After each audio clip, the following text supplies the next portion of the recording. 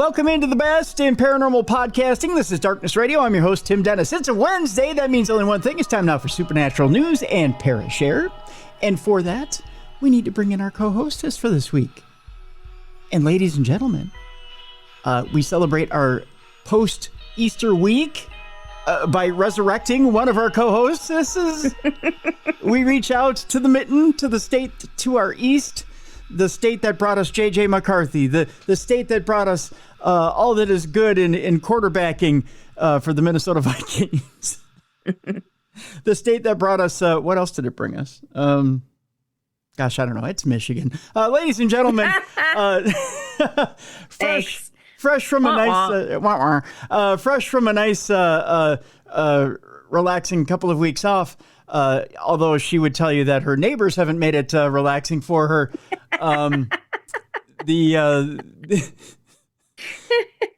It's been a construction zone. Yeah, a construction zone. Ladies and gentlemen, here she is. I'm not going to give you the jewel of the pearl or any of that other crap this week. Ladies and gentlemen, here she is, Mallie Fox. Hi, Mallie. How you doing? I'm good, thank you. I know it was a horrible intro this week. Sorry, Mel. And how are you? I still have brain fog from my hell week up in St. Cloud, but I'm okay. Mm-hmm. Oh, I'm all right. I'm coping. I'm getting along. Yeah. Yeah. I'm doing well. I'm still trying to get that deep sleep in. I think I was telling people yesterday with Jessica that I was living on 3 hours of sleep last week per night, which I don't think a man of my advanced age should be doing. Yeah, we're not spring chickens anymore. We can't pull this stuff off like we used to. No. It used to be I could do that, but back in my wilder, younger days. But without major chemical stimulants, I don't think I can do that anymore. Can of Pepsi and some No-Dos, whatever those were called. Oh. Did I ever tell you about the time I was working at? I was in college. I was working at Wingcraft, and oh no, I didn't tell you about that. I don't think so. Oh, okay. So, I'm at college. I'm working at Wingcraft, and I'm working at the college radio station. I'm working other places, and I'm stretching myself thin, and I'm probably only sleeping about 4 or 5 hours a night, right? Mm-hmm. And I'm practically falling asleep making Homer hankies, right? This is back 91, making Homer hankies. And a buddy of mine says, I got a solution for you to help keep you awake. Uh-huh. And you remember at the gas station, they used to sell, I didn't know that this was at the time legal speed. Remember little white crosses? The little pills? But I remember like at the countertop, you could buy things that basically are probably illegal now. They are illegal now, yeah. They called them white crosses, but they were essentially high dose caffeine or high dose speed is what they were.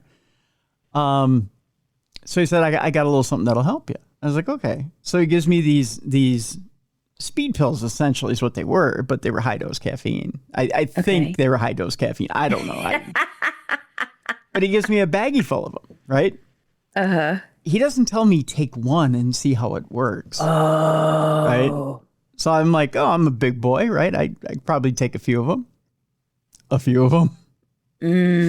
So I went from doing Homer hankies over to what they called the Challenger, which was like a six screen machine to do penance at one time. Okay. Not penance as in Father, Son, Holy Spirit, amen penance, but working on Minnesota Twins and Atlanta Braves pennants, potential championship pennants. Yeah. So it's multicolor pennants. So I'm working the Challenger and I had to go wash screens in the acetone room, which, by the way, if they tell you never shut the door on the acetone room, and there's a reason for that, because you can get either fumes. Yes. You can either get a hell of a high or you can kill yourself, one or the other. So I'm in the acetone room and I'm washing screens, and he comes in, he goes, "Here you go, brother." He goes, "Here." And he puts a bag in my hand. He goes, "You'll need these for later." I'm like, "Oh, I need a few now." And he goes, okay. He doesn't say just take one at a time. Mm-hmm. So I take a few of them, as in like 3 or 4. Thinking they're aspirin, popping them like aspirin. Right. Because I didn't know how many to take. Right.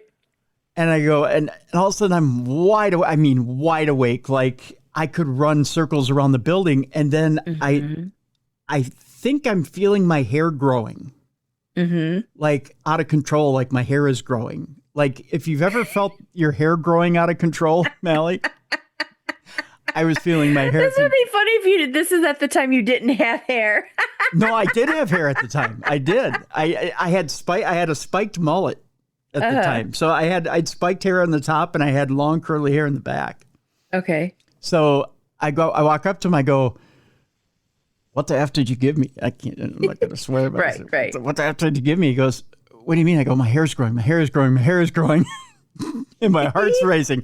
I'm starting to sweat. And I'm like, what'd you give me? And he started laughing. He goes, how many did you take? And I said, I think like 3, maybe 4. And he goes, you took how many? 3 or 4? And he goes, you're supposed to take 1. And I was like, what's going to happen to me? And he goes, nothing. Just drink some water or something. Right. Or run around the building. I don't know. Hopefully your heart doesn't explode. I go, my heart's going to explode. He goes, no. Just, I was hoping my heart wouldn't explode. He goes, eat something, go in the break room, eat something. So I ate half the vending machine in the break room, trying to get my heart to come back down. Oh my gosh. But it felt like my hair was growing. Like I thought my spiked mullet, which was already probably 3 to 4 inches off my head, had gotten to be about 3 feet off my head. Like I kept pushing my head down because I thought my hair was growing. And people thought I was nuts because I kept pushing on my hair. Because I went up to a couple of people and went, is my hair growing? And they were like, what? So is my hair growing? They're like, it's growing every day. You're okay. Mm-hmm. No, is my hair growing right now? No. White crosses. Never take white crosses at work. So I don't remember what the gist of the story was. But, oh, yes, to keep awake. Yeah. Yes. Yeah. So, yeah, chemical substances, never a good thing. Try and keep yourself awake. Nothing stronger than a good cup of coffee. Mm-hmm. Keep yourself going. So, as Nancy Reagan said, say no to drugs. That's right. Say no to drugs, at least in the workplace.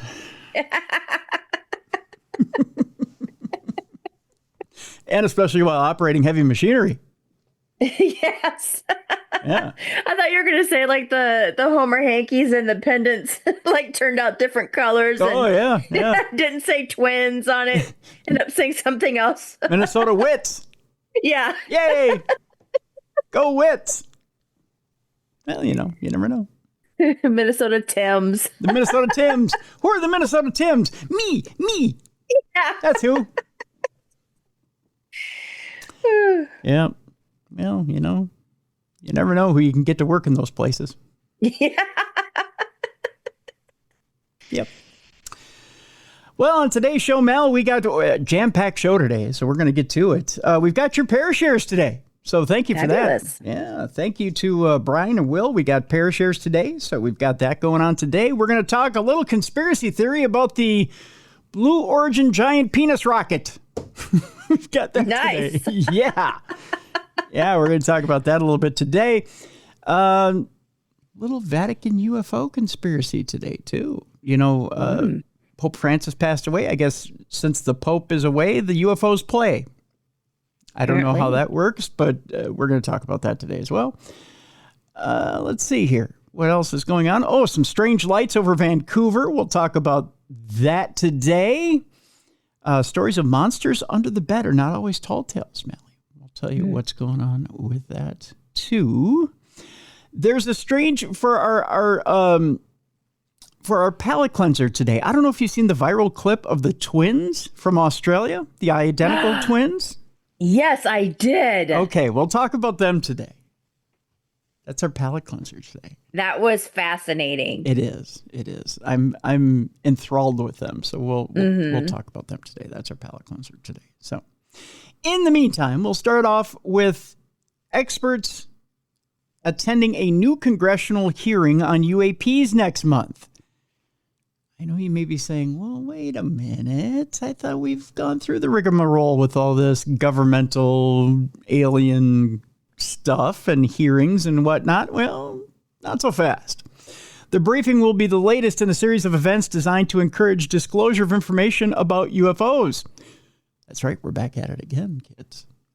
Ever since footage of UAPs captured by U.S. Navy personnel was leaked to the public back in 2017, there have been increasingly prominent calls for the government to release everything it knows on the topic and a growing acceptance of these objects as a subject of concern and importance. There have been, or already have been, several congressional hearings on UFOs with government officials, military personnel, scientists, and even intelligence community whistleblowers revealing detailed accounts of encounters with unknown objects both in the U.S. and elsewhere. This latest hearing, which is due to take place on May 1st, right around the corner, we'll see a number of prominent figures, including Harvard scientist Avi Loeb. You can get those mixed up real easy. Mallie, you can, Harvey, Avi, same thing. Harvard, Avi. Harvard scientist Avi Loeb and former AATIP head Luis Elizondo meet with the goal of examining the topic of UAPs and its implications. Now, this is interesting because both gentlemen have never been called in before the government before.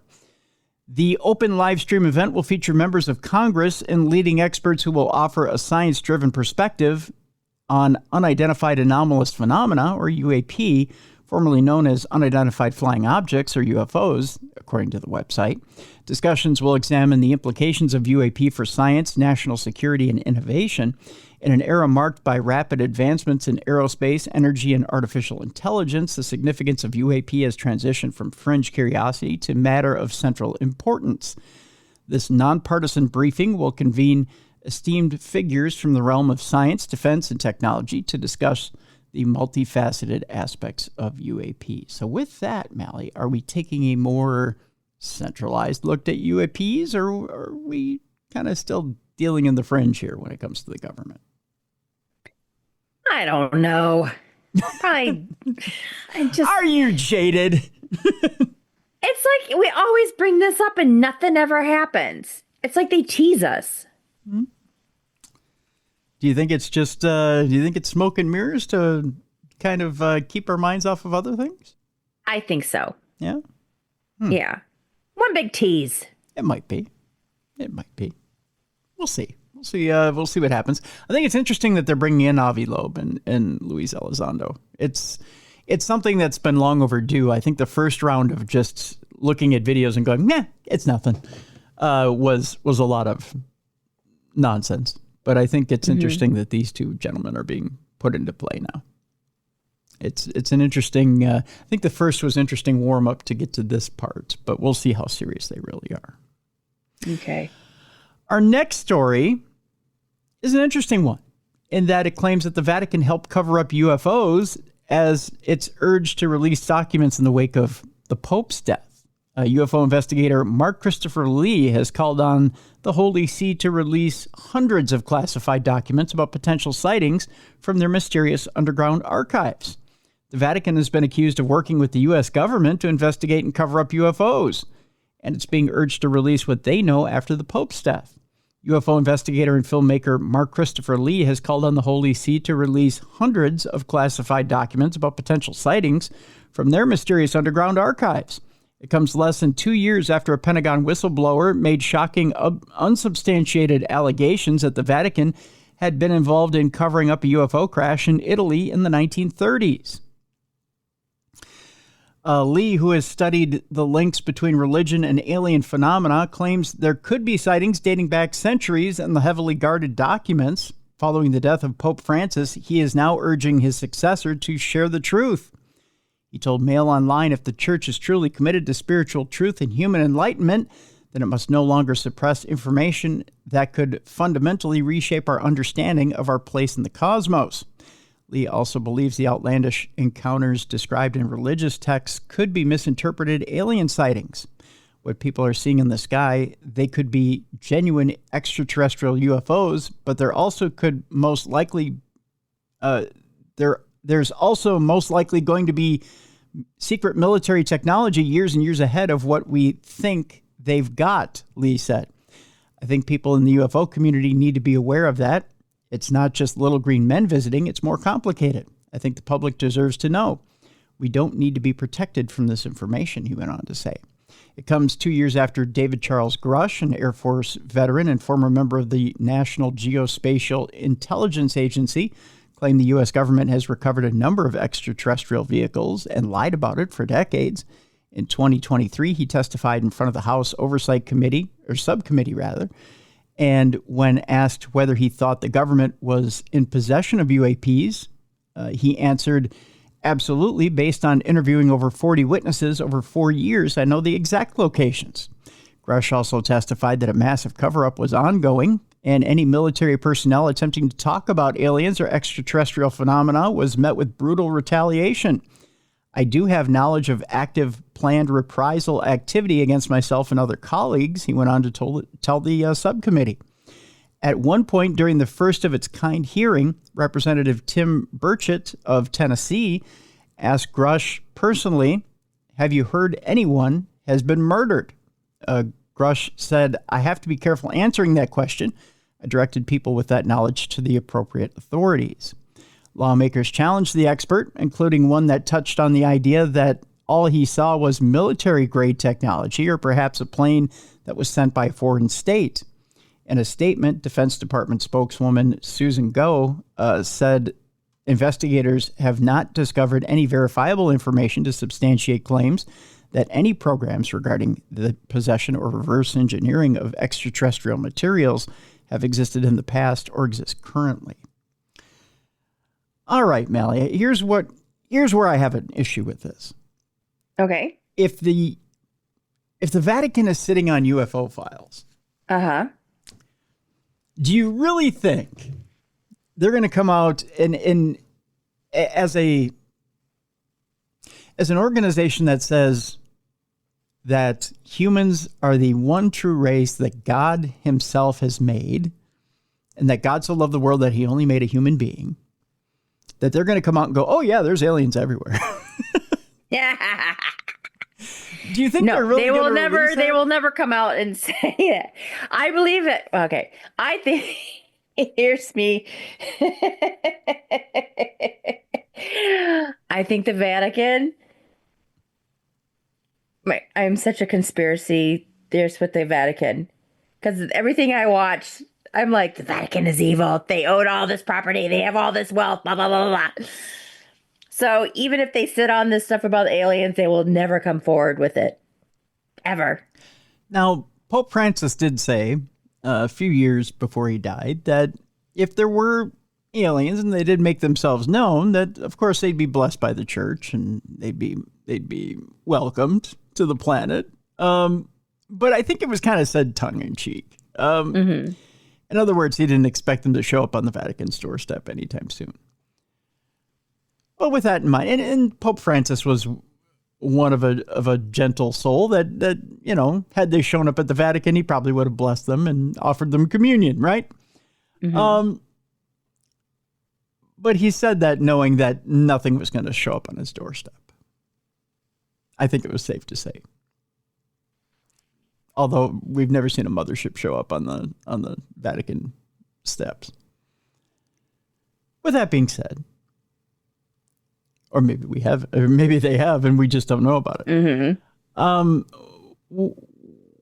With that being said, I know you tend to think, you know, everything that's evil exists in the Vatican. I take a slightly different take on it. I guess being raised Catholic, I'll throw this out. Although I do believe there's an undercurrent that exists in the Vatican that doesn't have pure intentions.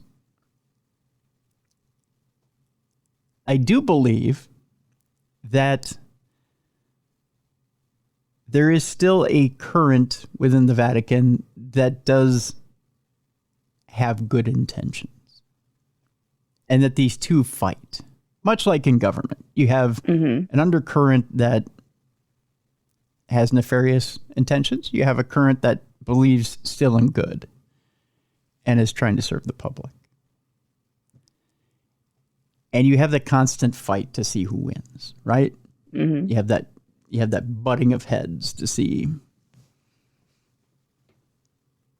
who wins out. You know, you always have corruption, but then you always have you have the white hats and the black hats, right? Depending on what side of the fence you fall on, most people would agree that Pope Francis was one of the white hats. There are some people that don't fully buy into some of the things that Pope Francis said, but for the most part, he was one of the white hats. He was one of the people that tried to move the church forward and tried to get them back to the original mission of the church. Where they go from here is interesting. Now, one of the things we didn't talk about last week when Pope Francis passed away was the successors that are lined up. And interestingly enough, when I was filling in for the producer up at St. Cloud, we had talked about the successors that are lined up for Pope Francis. And interestingly enough, when you talk about progressive and conservative successors for Francis, and right now they're in conclave, they're getting ready to start conclave for to vote on who's going to succeed the Pope. And it takes 2/3 of the cardinals to vote on who's going to succeed the Pope. And if you believe the movie, there's a whole bunch of backstabbing and murder about to happen in order to find out who's going to be the Pope. So get ready, folks. It's going to be great. You know, get your money ready for Vegas. The front runner, they believe, is going to be the first Asian Pope. Oh. Who's Filipino. I believe his name is Cardinal Tagle. And he's the front runner so far. There's a French cardinal who was handpicked by Francis, who is incredibly progressive, who is the one that Francis preferred. Those are the two front runners. There's I don't want to say literal dark horse, but there's a dark horse out of Africa who's the most conservative cardinal that conservatives like. I'm trying to remember what his name is. And there's another one who's Dutch, who's also conservative. That it seems like American conservative Catholics would prefer. But again, America is not the world. Right. And it's interesting to see how we measure up here in America versus the world and what the world wants. And it looks like the Catholic Church is moving in a progressive way as opposed to the way America moves. You know, it's just interesting the way the church is moving, and the way the church moves now will be incredibly fascinating. I think this next pope may be younger than the last few. This next pope may be only get this, Mallie. This next pope may only be in his 60s. Oh, yeah. So we've got a little bit more mileage on them. Right. We may only get, we may get a whole 20 years out of him. Yeah. Go figure. But this next pope may be a little more open to revealing a few secrets. Mm-hmm. If it's a more progressive pope. But if you get a more conservative pope, they may be shutting things down a little bit. You may get a more conservative Vatican, they may shut things down a little bit. You wouldn't get answers to UFOs. You wouldn't get, they all of a sudden it would be more dogma. It would be, no, you know what? There is no such thing as aliens and let's get rid of that. But if you got someone like Cardinal Tagale, who came in and is more progressive, he might say something like, you know what? Let's look into it. Right. You never know. It might be kind of interesting. Speaking of kind of interesting, shall we talk Blue Origin for a minute? Let's go for it. All right. The weird penis-shaped rocket. Yes. All that other stuff. Jess and I had a little bit of fun with this last week. It turns out that since we talked about it last week, Katy Perry has come out and kind of hinted that maybe she regretted a little bit. Might have regretted a little bit some of the stuff that went on with Blue Origin.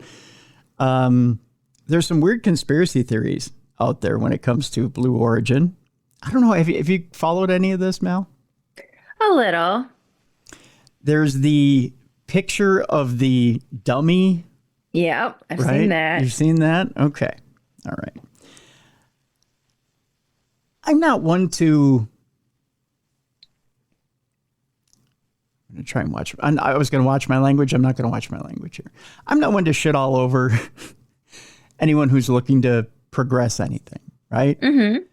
But the minute they announced this, you know what I thought of? And this is just me being a smartass. Dr. Evil and the Fembots. That was the first thing I thought of. It was Bezos with the bald head and the penis-shaped rocket, and you're going to shoot 6 women into space, and it no one's wearing a helmet or... Right. It just, to me, it felt very movie-ish and very fake. Yes. Right? Yes. And the minute that Gayle King started screaming about advancing feminism and it was advancing causes, it didn't feel like it was advancing causes to me. Right. You know what advances a cause to me? If this was NASA and these were female scientists and they were doing actual work up in space. Right. This is advancing causes, right? Right. Okay. So doing some actual work in space. Yeah. That's advancing causes. Mm-hmm. This wasn't anything but taking a ride in space. And not even taking a ride in space. This was taking a ride, scraping the atmosphere and coming back down. Yeah. William Shatner did not, he scraped the atmosphere. Okay. Right. Let's not give Shatner any, I'm going to do the same thing for men that I'm going to do for women. Shatner didn't do anything more than these people did. Okay. Right. Right. So let's call it what it is across the board. All right. Yeah. Okay. So, according to this article, and I'm going to read this article the way it's written, and we can tear it apart after that if you want. Okay. It says, Katy Perry's recent trip into space has been at the center of a plethora of downright bizarre conspiracy theories. It says there was much to celebrate back on April 14th when a crew consisting of 6 women, including singer Katy Perry, Jeff Bezos' fiancée Lauren Sanchez, and former NASA rocket scientist Aisha Bowe, soared into the heavens on the first all-female space mission in over 60 years. After the crew had returned to Earth, however, the flight quickly became the focus of a number of wild conspiracy theories, with some people even claiming that the entire mission had been faked. Now, there's some very real footage that tells you it might have been. And we'll talk about it here in a second. Alleged abnormalities include everything from the door opening mechanism on the capsule, the way that Katy Perry's hair looked in zero gravity compared to that of astronaut Suni Williams. Some even claim to have seen a mannequin sitting in the capsule, like we just talked about. Mm-hmm. If we look a little closer, however, most, if not all, of the alleged anomalies have conventional explanations, it says here. The mannequin image, for example, was taken from an earlier test flight in which dummies were used in place of human passengers, not from this week's manned flight. The appearance of Katy Perry's hair can be explained from the fact that she and her fellow crew members would have had their hair professionally styled before liftoff. Sure. Whereas Suni Williams had spent months in space where she was photographed with her hair sticking up. In other words, there was really no truth to any of these conspiracy theories at all, at least according to this article. The controversy in some ways echoes that of the original Apollo 11 moon landing, which remains mired in conspiracy theories to this day. There are even still those who believe the Earth is flat, despite overwhelming evidence to the contrary, it says in this article, although they don't have an answer for the door. Right. In this article. Now, if you've seen footage of the door, explain to me why the door opens. Yep. And then closes, and then they go up and act like they have to force the door open. Yep. And there's like no scorch marks either. Right. There's no scorch marks on the capsule. Yeah. It looks like it's brand new. Right. Or on the tip, as I like to call it, the tip of the penis rocket. If you supposedly went up and broke the atmosphere and then came back down, where are the marks? Yeah. Right? Mm-hmm. What's going on with this thing? And also I read somewhere like if you're doing that, you shouldn't have that many windows. Like something with it was unsafe or something, like you shouldn't have that many windows to be going into the atmosphere. Like it's right. It's not safe. It's too many leaks. I mean, the potential of too many leaks. Right. It seems to me like the thing isn't safe. And not only that, but did you see the speed at which that capsule came down and hit the Earth? Yeah. Now, they sure came out looking pretty darn good. Yeah. I mean, the way that capsule came down, and it was descending pretty hard with the parachutes, and then boom, it hits hard, and then they all come out and the hair is perfect. Mm-hmm. The hair is perfect, the nails are perfect, the suits are perfect. Nobody looked disheveled whatsoever. Nope. I mean, hair's styled perfect. Well, and also they said that women should not be having like breast implants or any kind of like augmentation to be going into space. Right. It's not good. Right. And half those women do. Right. They've got fillers and boob jobs and you name it. So it just makes me wonder. And you're pointing this out brilliantly, Mallie. It makes me wonder why we're so insistent that there's no conspiracy behind this. And there's weird edits too. I mean, there's the raw footage, which somebody managed to get a hold of. And then there was the edit that we were shown. Why? Why did there have to be an edit? Yeah. I think it's sad because it discredits women that have had years and years of education and training. Yes. To go into space. And then you got these people who didn't even have training and they went up and then, it's just ridiculous. That's right. It's a shame. I don't remember who I was listening to, but it takes 6 months of at least 6 months of hard astronaut training in order to be able to go up. Yeah. And do just basic things. Mm-hmm. None of these women had that training. Nope. And I know it was Gail King who insisted that it was not a ride. Whatever. That it was a flight. This was a ride. This was not a flight. Nobody maneuvered anything. Yeah. I mean, there was a pilot that piloted this flight. None of those women piloted this flight. Right. There are actual women astronauts that know how to pilot this flight. Right. Right. I would have much rather have seen a woman astronaut, an actual flight of women astronauts going up, like, even if it's to the International Space Station, go up and do actual science, actual experiments, and let's make history the right way. Right. Right. Let's just, this was just an exercise for Jeff Bezos to beat his chest. Yeah, because I was going to ask, what was the reasoning behind this? I mean, it was a publicity stunt. That's all it was. But it went the wrong way. Yeah.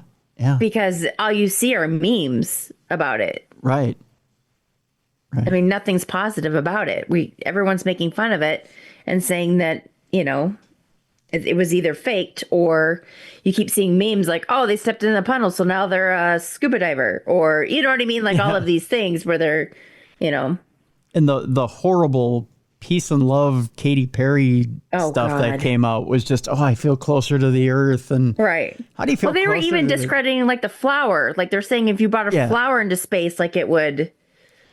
Oh, you'd balance out the carbon that was burned up from launching the rocket into space. I don't know how a flower balances that out, but like all of this stuff. It's anyway, it backfired big time. Yeah, it was one horrible PR stunt.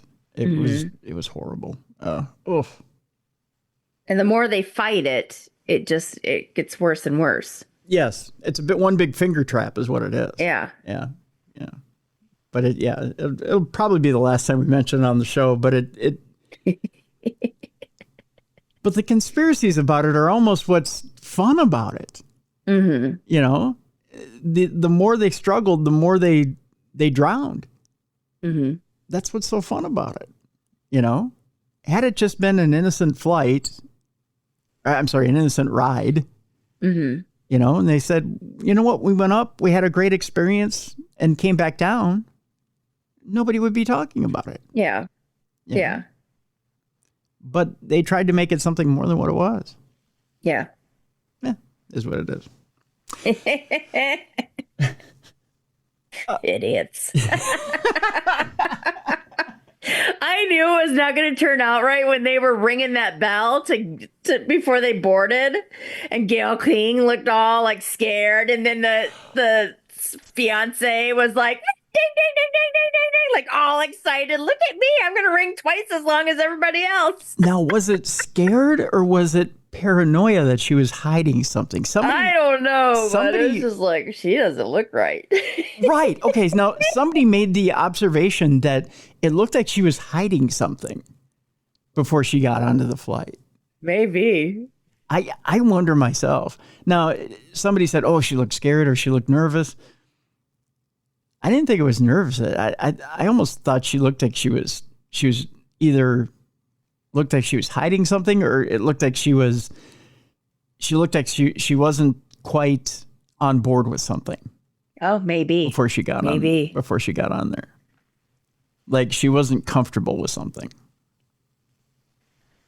Maybe that's what it was. Yeah. Should that look like she wasn't on board with something? I don't know. Someday someone's going to write a book about it, Mallie. Or make a documentary, and I'm there for it. Because I got to know. I got to know how bad this pooch was screwed.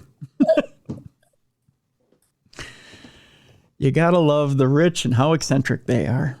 Yep. You just got to love it. Let's switch gears here. Let's talk about Jerry Freeman, the man who snuck into Area 51 and lived to tell the tale. Okay. Yeah, that sounds fun. Another eccentric person. Back in 1996, Freeman had ventured within the perimeter of the top secret base at Groom Lake, Nevada. When you've been in Nevada, have you driven past the fences? No, I have not. No? Okay. Mm-mm. I've driven past it. I've never driven up to the fence. I've just driven past the fences and seen the signs, you know, as you're on your way to, like, say, Goldfield or wherever, you know, to investigate. I've seen the fences, thought about it, saw a UFO cloud that followed our car, right? Mm-hmm. Never thought about getting out and going, hey, I think I'll cross that fence just to see what happens. Because you see the big signs that say, you know, do so and you're in a world of hurt, right? It says here in this article, anyone foolhardy enough to venture close enough to the main gates and perimeter fence of Area 51, a secretive U.S. Air Force facility that has become synonymous with tales of captured UFOs and reverse-engineered alien technology, will typically be met with signposts warning potential trespassers that deadly force is authorized. It does say that. Well, armed guards watch from unmarked vehicles nearby. And if you look closely enough, you can see little heads popping up out of the hills. Oh, really? Yeah, there's snipers in the hills. Yeah. But in 1996, Jerry Freeman, a Californian anthropologist who had been seeking to follow the route of the 1849 pioneers who had headed west in search of gold, managed to make his way beyond the base's perimeter and into the restricted area beyond. Upon approaching Papoose Lake, situated in the south of Groom Lake, he recalled witnessing strange bluish lights that seemed to open up like a portal out of thin air before closing and disappearing again without a trace. It looked like a dry lake bed to me, nothing else, but at night it was a different story, he told UFO researcher and journalist George Knapp nearer the time. I could clearly see what were security lights on the perimeters, and I could see lights that opened and closed near the center of the lake. Freeman also felt peculiar vibrations in the ground, as though something was being tested nearby. It's something they're testing either directly underground, or I was feeling vibrations completely from Groom Lake. I don't know, he said. Freeman ultimately made it out of the base again without being caught, but sadly died 5 years later in 2001, taking any undisclosed details of exactly what he witnessed there to his grave. You know, it makes me think, too, about just a couple of years ago when everybody tried to storm Area 51 or thought about storming Area 51. Right. That whole thing makes me kind of shudder. Mm-hmm. Because if that were ever tried again, or at least an organized, what's a good way of putting it? An organized movement to try and storm Area 51. Mm-hmm. If you don't think there would be an organized military rebuttal to that, you're mistaken. No. Yeah. And it would be ugly. Yes. Although we don't know what's there, chances are it's just military technology. And it's a testing area. Mm-hmm. They would guard it with everything they had. Yes. And it would be ugly. Mm-hmm. That's for sure. And then do you think that would have been swept under the rug like no one would? Oh, yes. Yeah. Yep. Yeah, you would see, and you know, the thing is that gained so much attention that weekend, though. I mean, there were a lot of media out there, mm-hmm. but it would be as swept under the rug as possible. At first, It would be nonviolent. I shouldn't say nonviolent, non-lethal mm-hmm. solutions. But the minute you would get inside the perimeter or even a couple 100 feet within the perimeter, it would get lethal. And mm-hmm. and they tell you we're authorized to use lethal force. So right. Well, it's national security. That's right. So they would start to use it. And you know what's coming. Mm-hmm. So yeah. I don't know why people want to test it. You always have those idiots. Yeah, I don't know. It's not that important to want to know. But people want to know. Yep. Our next story has to do with NASA's Mars rover, which found an out-of-place skull rock in Jezero crater. I have to ask you here, Mallie. I'm going to hold this up for you. Do you see a skull in this picture? Nope. I don't either. I do not. No, I know. Pareidolia. Pareidolia will destroy you. Scientists have been unable to determine where the rock came from or how it got to its location. If you trundle around on the surface of Mars long enough, and you're likely to come across all manner of oddities, although I don't know what they did here, as further evidence recently by the discovery of a strange gray angular-shaped rock by the NASA's Perseverance rover during its explorations of Jezero crater's rim. I still don't see a skull-shaped rock. No. It looks like the manifold off of a 1985 Ranger. It doesn't look like a skull to me. The rock, which is clearly dissimilar to the surrounding terrain, I'll give it that, seems to have ended up quite far from whatever it originated, and it remains unclear where it came from or how it got there. The object has been designated Skull Hill by NASA's Mars exploration team. One possibility is that it, along with a few other similar pieces found in the area and by the Curiosity rover in an entirely different region of Mars, could be the remnants of a meteorite impact. That said, a chemical analysis of other examples seems to suggest that it is not the case. Alternatively, Skull Hill could be an indigenous rock eroded from a nearby outcrop or ejected from an impact crater, according to NASA. On Earth and Mars, iron and magnesium are some of the main contributors to indigenous. Am I saying that right? I feel like I'm not saying that right. Ignorant rock? I'm an ignorant rock. This is an indigenous? Yeah. Indigenous. It's IGNEOUS. Indigenous? Indigenous. Yeah. Who knows? Yeah. It's one of those days, Mel. Which form the cooling of magma or lava. These rocks can include dark-colored minerals such as olivine, pyroxene, amphibole, and biotite. You keep biotite around the house by chance? I don't even know what the heck that is. I don't either. Understanding the composition of these darker toned floats will help the team to interpret the origin of this unique rock. So there you go. All right. One more story, and then we're out to break. A mystery surrounds weird colored flashing lights over Vancouver. There's new video footage allegedly showing a peculiar aerial phenomena that appeared recently over Canada. The footage, which was uploaded onto Twitter or X by user @Dom_Lucre, Lucre, on April 15th, quickly racked up over 5 million views and sparked a great deal of debate over exactly what it shows. The video appears to contain several different shorter clips of mysterious objects, each producing a number of bright, multicolored lights which can be seen illuminating the clouds.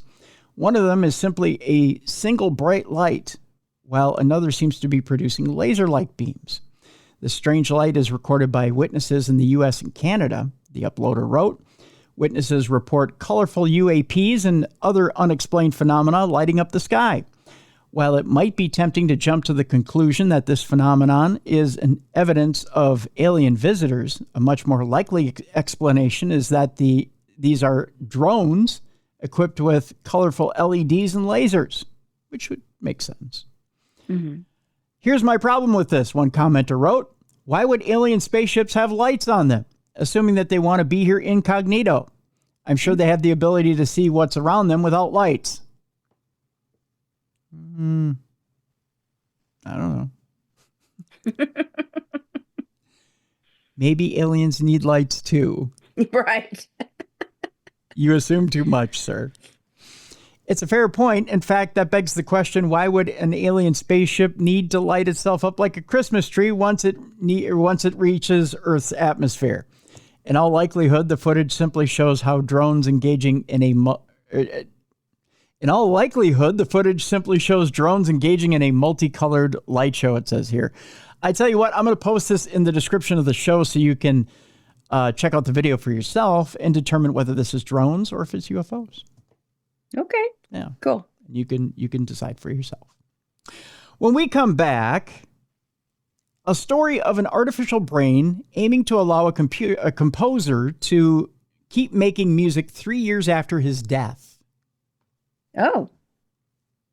I know. Unusual, huh? We'll talk about that. We'll also talk about a bizarre Bigfoot simulation video game that lets you live as a Sasquatch. What do you think, Mel? Would you like to live as a Sasquatch for a little while? Well, that might be interesting. It might be. A TikTok astrologer is arrested in Myanmar for predicting another earthquake. Don't be psychic in Myanmar. That's the lesson today on the big show. And also, we'll talk, as our palate cleanser today, we'll talk about those Australian identical twins and how they speak in unison. And that bizarre viral clip. I'm fascinated by them. We'll talk about what it is about the two of them that's so fascinating. And we have your Parashares today. So we'll hear from Brian and Will today. So that's coming up as well. It's Supernatural News and Parashare. It's a Wednesday right here on the best in paranormal podcasting. This is Darkness Radio.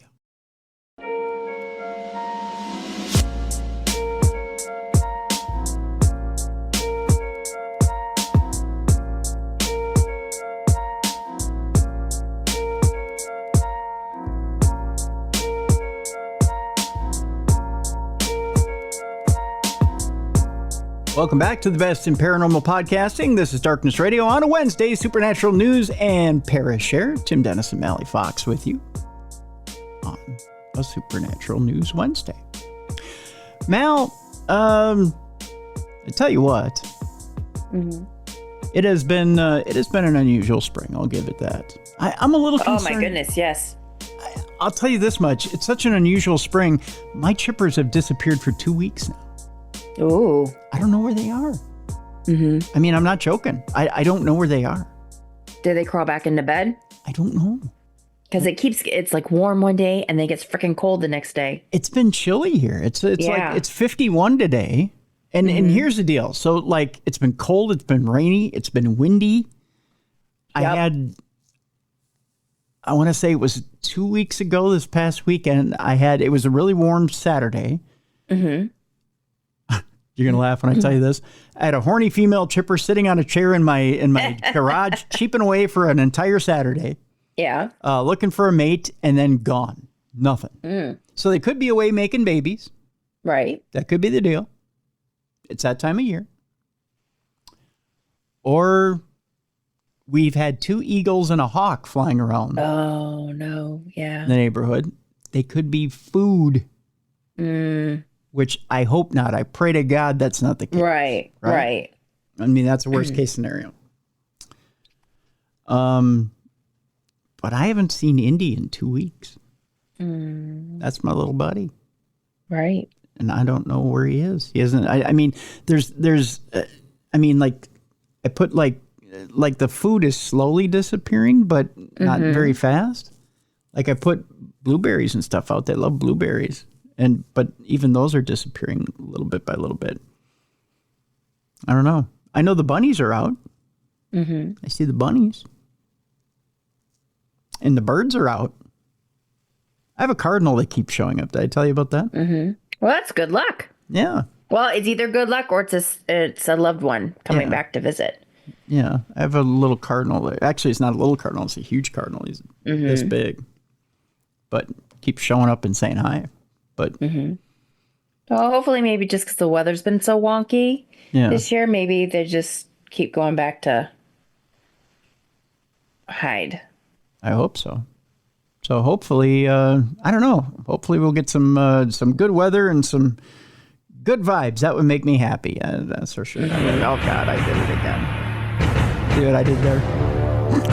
Yeah. I knew it was coming. You knew it was coming, right? Because you teased me with something interesting and cute, and then all of a sudden... Yeah, there it is. You know? Yeah. Yeah.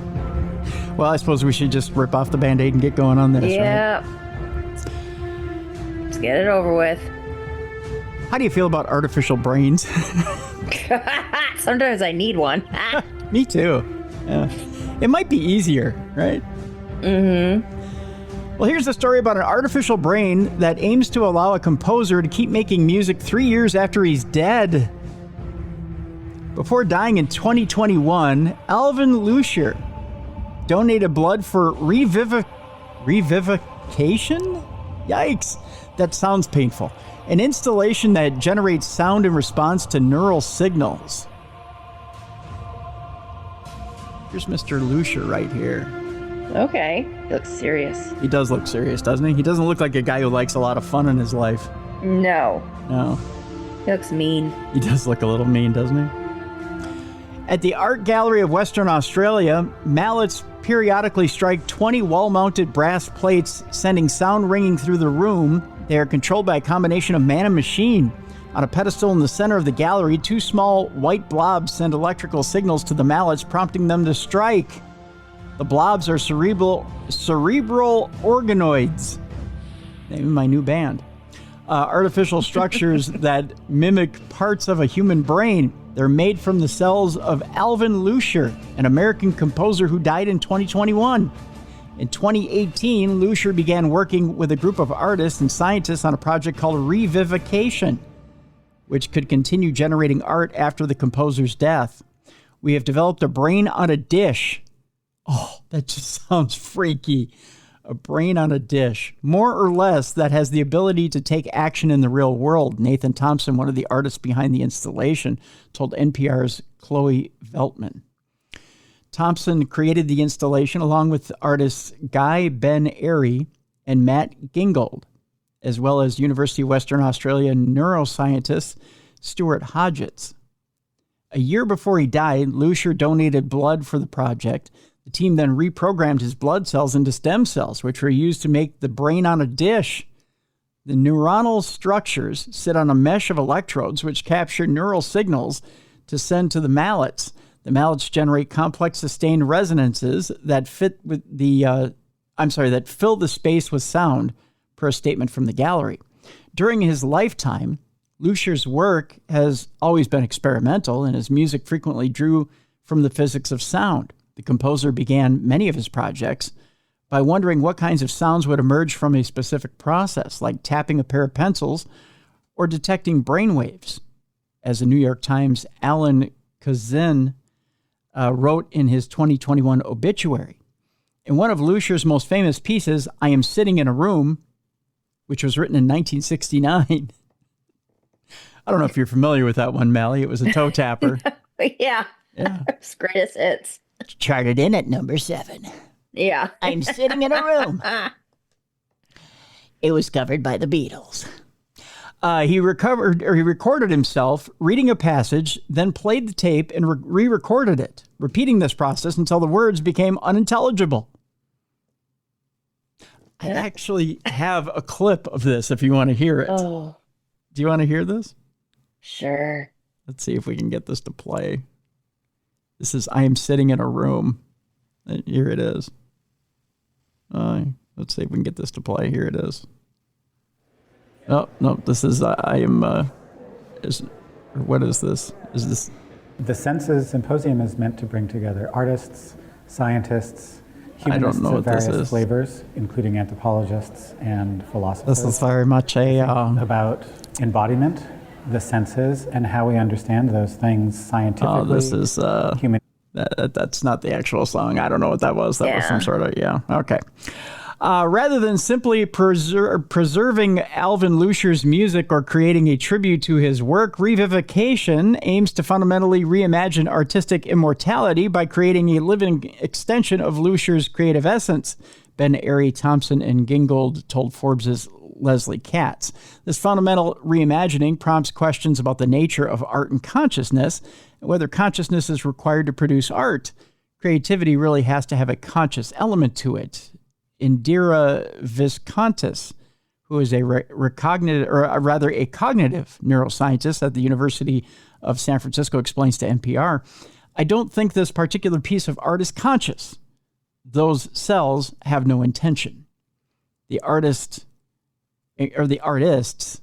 encourage this debate. Speaking with The Guardian's Rosamund Brennan, Thompson describes the blobs as there's something that's alive, just not in the same way as you. Are you freaked out by this? Yeah. It's weird. Yeah, I am slightly. The team hopes to learn whether the cells are capable of changing in response to their surroundings. Noise from the gallery, such as guests speaking, is converted into electrical signals that are fed back into the blobs. We are very interested to know whether the organoid is going to change or learn over time, Ben Airy told The Guardian. We're also interested in these big questions, Thompson explains to the publication, but this work is not giving the answers. Instead, we want to invite conversations. Can creativity exist outside the human body? And is it even ethical to do so? By the way, Revivification, if you go to see it, is on view at the Art Gallery of Western Australia in Perth and is there through August 3rd of 2025. So you can go see the blobs for yourself if you're in Western Australia. I think I'm okay. Are you okay where you are? Yeah. Okay. I don't know how I feel about that. Would you donate your blood cells to be a brain to make, I don't know, supernatural news after you're gone? I think I'm fine. I don't need parts of me hanging out for others. Hanging out in a museum? Yeah. You wouldn't donate to your local museum to make Mallie Fox after death? We're good. Okay. Just figured I'd ask. You never know.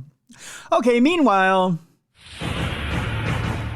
how close are we, Mallie, to making a real-life RoboCop, you may ask? Okay, you may not be asking, but I'm just asking for you. I thought this was brought up before. Wasn't someone else trying to do a RoboCop? I think everyone's something else. Everyone's tried to make a RoboCop since RoboCop took on Sting in WCW back in the 90s. Well, according to Professor Amin Al-Habaiba, yeah, easy for me to stick the landing there. Brain-computer interfaces and advanced robotics could one day make the iconic cyborg cop a reality. In fact, we may have already advanced past RoboCop. Okay. We may already be on top of the technology, according to Professor Al-Habaiba. In the 1987 classic film RoboCop, the deceased Detroit cop Alex Murphy was reborn as a cyborg. He had a robotic body and a full brain-computer interface that allowed him to control his movements with his mind. He could access online information such as suspects' faces and used AI to help detect threats, and his human memories had been integrated with those of a machine. Developers have lagged behind when it comes to building an interface in which the brain's electrical pulses can communicate with an external device, but that too is changing.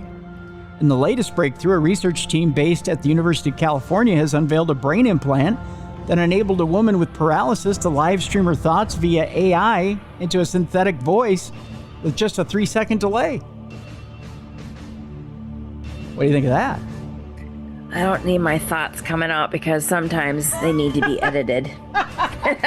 But there's a 3-second delay, Mallie. Yeah, but my delays are a little... No. A 3-second delay is not long enough. Well, you don't want to know what I think half the time. 7-second delay? We have one in radio. Oh, Lordy. The concept of an interface between neurons and machines goes back much further than RoboCop. As a matter of fact, in the 18th century, an Italian physician named Luigi Galvani discovered that when electricity is passed through central nerves in a frog's leg, it would twitch. This paved the way for the whole study of electrophysiology, which looks at how electrical signals affect organisms. That's organisms. Enunciation is important. Yes. The initial modern research on brain-computer interfaces started in the late 1960s with the American neuroscientist Eberhard Fetz hooking up monkeys' brains to electrodes and then showing that they could move a meter needle. Yet, if this demonstrated some exciting potential, the human brain proved too complex for this field to advance quickly. The brain is continually thinking, learning, mesmerizing, recognizing patterns, and decoding sensory signals, not to mention coordinating or moving our bodies. It runs about 86 billion neurons with trillions of connections which process, adapt, and evolve continuously, what is called neuroplasticity. In other words, there's a great deal to figure out. Much of the recent progress has been based on advances in our ability to map the brain, identifying the various regions and other activities. A range of technologies can produce insightful images of the brain, including functional magnetic resonance imaging, you know it as MRI, and positron emission tomography, or PET. I have a pet. It's a chipmunk. While others monitor certain kinds of activity, including electroencephalography, or EEG, and the more invasive cartography, not cartography, or cartography, or ECOG. These techniques have helped researchers to build some incredible devices, including wheelchairs and prosthetics that can be controlled by the mind, which would come in mighty handy for those who are disabled. But whereas these are typically controlled with an external interface like an EEG headset, chip implants are very much the new frontier. They've been enabled by advances in AI chips and microelectrodes, as well as the deep learning neural networks that power today's AI technology. This allows for faster data analysis and pattern recognition, which together with the more precise brain signals can be acquired using implants and have made it possible to create applications that run virtually in real time. For instance, the new University of California implant relies on ECOG, a technique developed in the early 2000s that captures patterns directly from a thin sheet of electrodes that's placed directly on the cortical surface of someone's brain. In their case, the complex patterns picked up by the implant of 253 high-density electrodes are processed using deep learning to produce a matrix of data from which it's possible to decode whatever words the user is thinking. This improves on previous models that could only create synthetic speech after the user had finished a sentence. Now, Elon Musk's Neuralink has been able to get patients to control a computer cursor using similar techniques. However, it's also worth emphasizing that deep learning neural networks are enabling more sophisticated devices that rely on other forms of brain monitoring. Now, what's the future in this? Well, the progress in AI, chip fabrication, and biomedical tech that enabled these developments is expected to continue in the coming years, which should mean that brain-computer interfaces keep improving. In the next 10 years, we can expect more technologies that provide disabled people with independence by helping them to move and communicate more easily.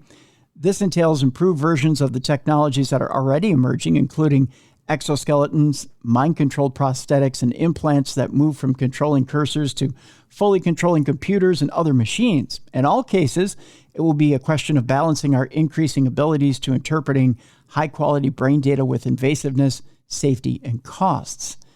It is still more in the medium to long term that the professor expects to see many of the capabilities of a RoboCop, including planted memories and built-in trained skills supported with internet connectivity.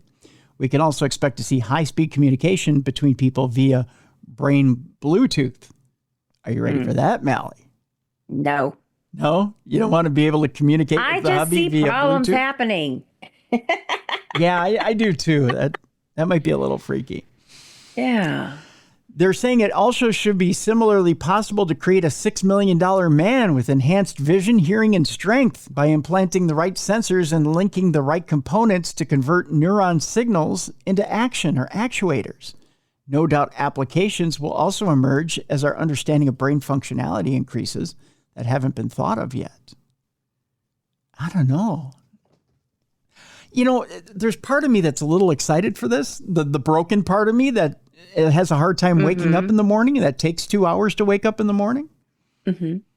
There's another part of me that goes, oh, hell no. Right. Right? Yeah. But, you know, again, the part of me that takes 2 hours in the morning to creak and croak and get moving thinks, you know what, I could use a few bionic parts. Right. I mean, I think it's a great thing for, like you said, for people with handicaps, you know, with needs, but I just see things going wrong. And I don't know if it's from just, you know, too much television and movies and things like that, or just like simple things that always go wrong for me with technology, that I just see problems. You know, I don't know. Well, the one thing we need to remember is technology is not infallible. You're right. It breaks. Yeah. And it goes haywire. Mm-hmm. And it always needs to be repaired. So until you can make technology that doesn't break or doesn't go haywire, it's going to go wrong. Right. So as long as we keep that in mind, you know, it wears out. I mean, even you look at the modern day pacemaker, right? Eventually it needs to be replaced. Mm-hmm. I mean, it takes 10, 15 years, but it needs to be replaced. Well, and we've, as a society, we have become so dependent on technology. I mean, freaking A, my neighborhood, the power goes out and everyone freaks out where it's like, 100 years ago, people were fine without, power. They're like, oh my God. they lit candles at night and they were fine. Right. Yeah, you will be okay. It's just going to be like an hour or two. They'll have power back up. Yeah. You're right. And there's something to be said for human ingenuity, right? When you're faced with a crisis, you should be able to think your way out of it. But yeah, you're right. People have gotten lazy with technology. With technology, we tend to lean on the technology and not use our human brains to figure our way out of it. But the more you rely on yourself, the less you rely on technology, which is the way it should be. I mean, technology should just be an aid, not a crutch. Yes. But we find ourselves trapped by our own technology a lot of times, which is not a good thing. That's correct. For sure. And boy, are we really going to get trapped by our own technology with in the near future, I think. Because I think with economic conditions coming, I think people are going to find technology harder to get a hold of. Right. So get ready, folks. It's coming. All right, our next story. Experts tasked with weeding out AI images of the Loch Ness Monster. This is not a necessarily an AI story, but it is an AI story. Okay. Interestingly enough, a spate of AI-generated photograph submissions has prompted Loch Ness tourism bosses to seek some assistance, determining whether or not an alleged photograph... Oh, you know what? What? We'll do this, and we'll get to Parashare here in a second. We're kind of sliding off AI, getting into paranormal, supernatural. But determining whether or not an alleged photograph of the Loch Ness Monster is real or fake can be a challenging task at the best of times. But thanks to the recent advent of artificial intelligence, it has become possible for anyone to generate fake pictures of the elusive creature in mere seconds. Now, in a renewed effort to weed out such images, tourism bosses at the Loch Ness Center in, oh my gosh, that is a name. I'm going to blow this one, Mallie. Is it Drumna Drochik? Something like that, has drafted an expert to analyze photographs sent in by members of the public who claim to have captured evidence of the monster on camera. In many cases, the image hasn't been deliberately doctored, but instead artificially enhanced by AI by tools on modern smartphones, making something appear more significant than it actually is. General Manager Nagina Ishak says, please don't send us AI pictures. Yeah. Right? Yeah. Those pictures won't be entertained. It's our duty to ensure we keep some integrity instead of promoting anything that's AI generated to get attention. We have not seen anyone coming to us with a picture of an actual monster or a plesiosaur, but sometimes there is a hump on the surface which is enhanced. That's not good. In some cases, AI is used to enhance photos of anomalies on the surface, which is not necessarily the real depiction, but they get filtered through and don't get approval. Myself and my team are not experts. That's why we have a team of consultants who do it for us. Yeah, I can see where AI becomes a problem at that point. Yep. Yeah. Speaking of AI being a problem or maybe a solution, have you ever dreamed of becoming a Sasquatch for a day? No, I haven't, but that might be interesting. Some people have, Mal. Some people like to role play. But there is a bizarre Bigfoot simulation video game which lets you live as a Sasquatch for a day, if you'd like, or maybe just a few hours. If you ever wanted to roam around the forest as a cryptozoological hominid, well, now you can. In a game developed by Planet 47 Games, the game enables the player to become Bigfoot and engage in all the typical activities that you might expect a tall, hairy, bipedal, ape-like beast to spend its time on. Yay! You notice that was an enthusiastic yay? Well, didn't they say that they like ho-hos? Oh, yeah. They like ribs. They like Twinkies. Yeah. They like... If I get to eat that all day, I'll be one for 24 hours. Especially if you're nailing ribs to a tree for me. I'll run around as Sasquatch all day long. Mm-hmm. Mm-hmm. Actually, if you nail a nice brisket to a tree, I will take that first. Maybe a nice corn on the cob with it, and maybe some nice baked potato. Oh, cornbread. I'd like some cornbread if you set some out for me. Yeah. Actually, if you just go get the whole menu from Famous Dave's and put it out there for me, there we go. Yeah, I'd like that. Or the whole menu from Jelly Bean and Julia's. I'll take that as well. If you go get the smoked prime rib dinner from Jelly Bean and Julia's and put that out. That's good advertising. Ah, isn't it though? I just figured I'd put that out and see if Corey will invite me over for dinner. There you go. Yeah. Where was I? Oh, yes, the Sasquatch game. It says, catch and eat fish, insects, and other creatures, the game synopsis states. Forage the forest for mushrooms, berries, and more. Build shelters to store your items in to get through harsh winters. Earn extra points by breaking branches and scaring the wildlife. That's not fun. Just sounds like my normal everyday afternoon here at the house. The game has its share of obstacles, too, from Bigfoot hunters who try to take pictures of you to adverse weather conditions. This does not sound like a fun game. Yeah. The game called Bigfoot Life is the latest example of the highly popular simulator game genre, which seeks to simulate things that you wouldn't normally expect to see simulated.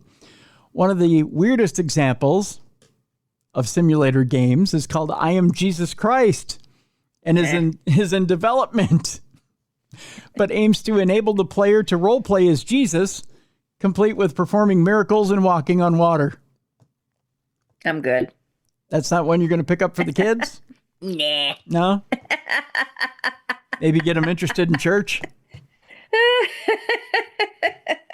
Here, kids, let's practice. Water to wine, water to wine, water to wine. Let's make wine for mama. There's also the highly popular Goat Simulator series, where you become LeBron James. I don't know. What's next? A Loch Ness Monster simulator? That'd be fun. You can also find all the above-mentioned games on the Stream. It says the Steam platform for PC. I think it might be Steam or Stream, one or the other. You can also check out a trailer for Bigfoot Life. I tell you what, I'm going to post this story as well in the description of this podcast, so you can check out the game trailer for Bigfoot Life. You decide for yourself if this is a game you need in your collection. There you go. Yeah, we'll let you decide. Tell you what, let's get into our Parashare, shall we? Yeah. Yeah, let's do that.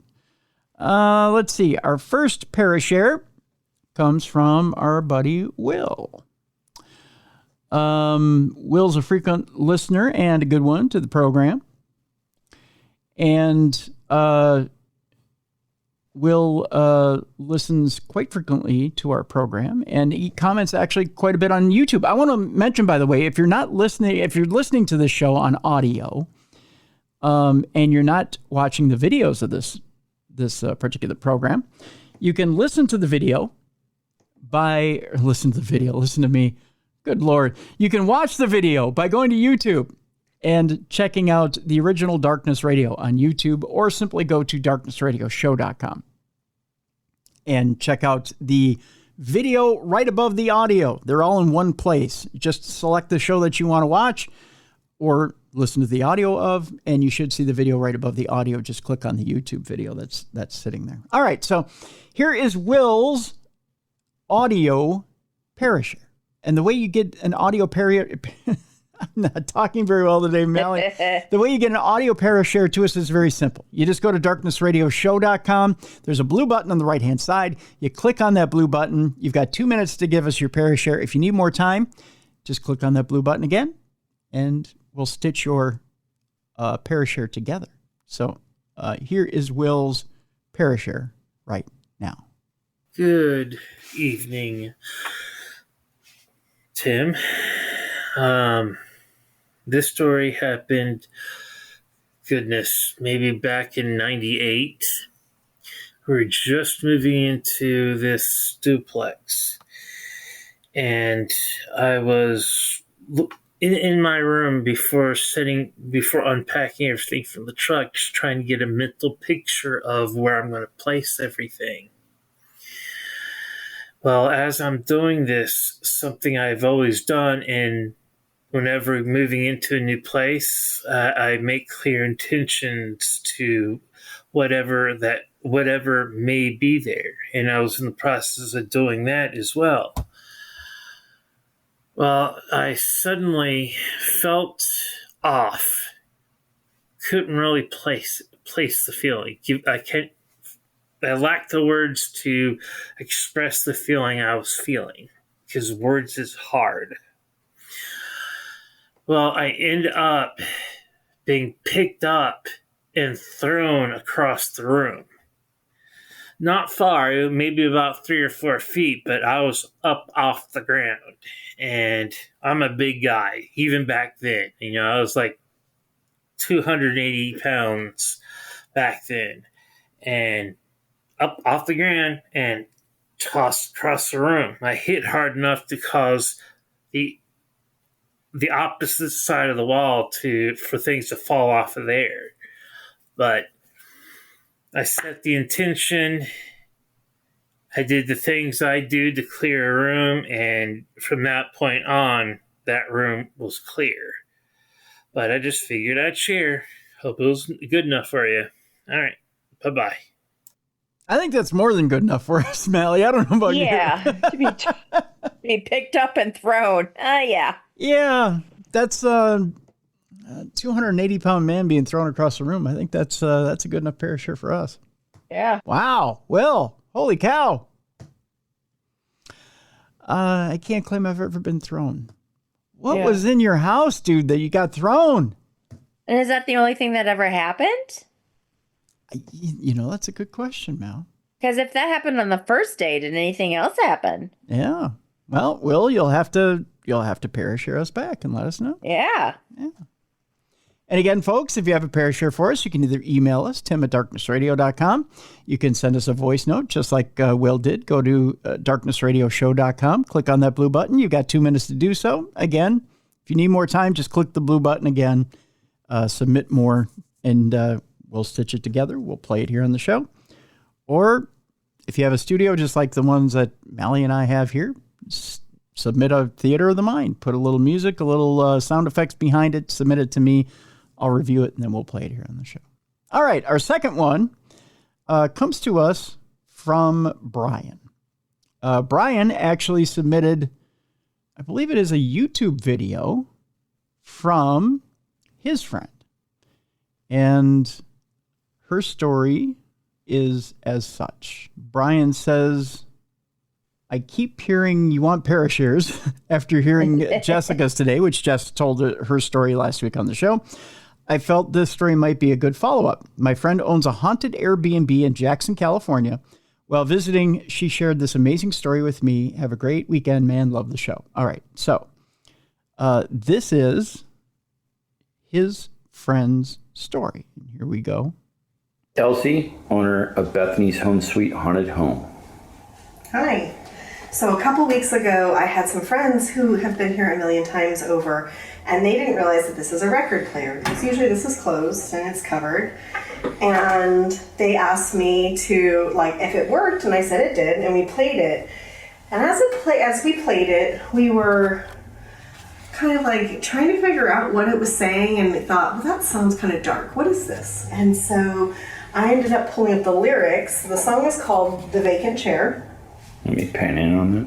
And it was written during the Civil War, and it was about a man named Willie who died, and how they're going to leave a vacant chair open for him and keep him in their evening prayers, and they miss him. And so, the song was about a vacant chair, and I was like, and this, again, the soldier's name was Willie, and I thought, well, that's weird, because one of the first owner, her husband that she married later, his name was William, and he died, and he haunts this place. So I thought, well, that's a coincidence. Didn't think much about it. I mean, it kind of gave me goosebumps. And then 2 weeks ago, Bridget Marcourt from Girls Next Door, also known as the Ghost Bunny, she came, and when they came, her mom wanted to hear it. And so I was playing it, and then her brother was Googling it, and her brother said, is there a B-side to this album? And I was like, I don't know. And so I flip it over, and sure enough, there is. And it's called When You and I Were Young, Maggie. William's wife, the first owner of this house, name was Maggie. So I don't know where this came from.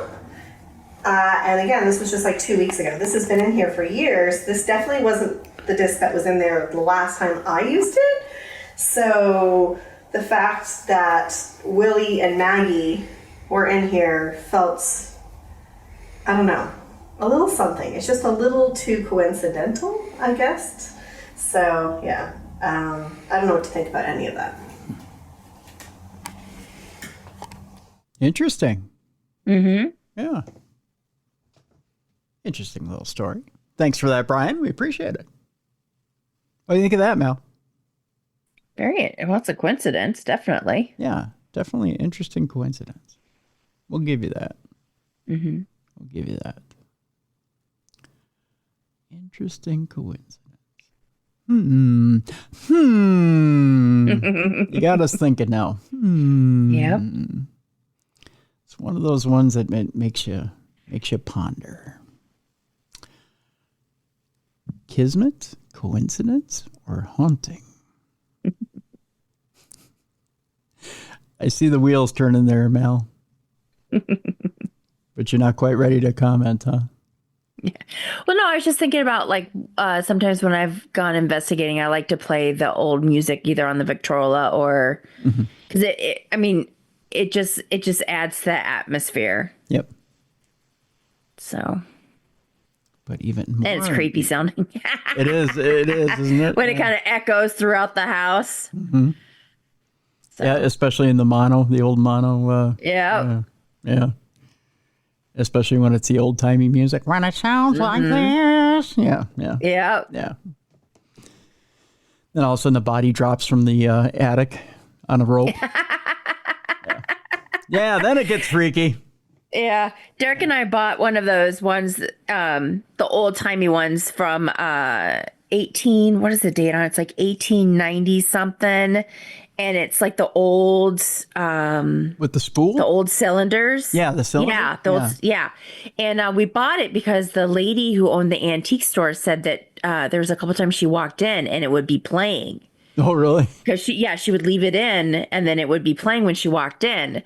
And she had other things happen in her place. And so we bought it and we played it a couple times. And yeah, it was just really creepy sounding. But we bought all the cylinder things with it. Really? Very neat. Yeah. So is there anybody? And it comes like the big horn looking thing and all that stuff. Yeah. Were there any songs on the cylinders that we would know?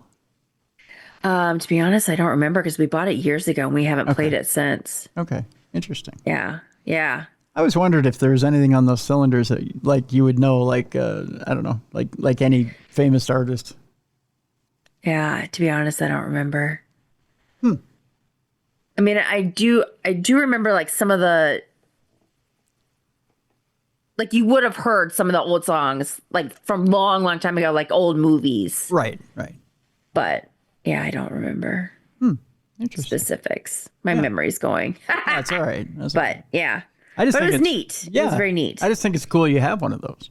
Yeah. But it was expensive too. But Derek, once he found out that the lady came, and she could have been selling us a whole story on something just to get rid of it. But True.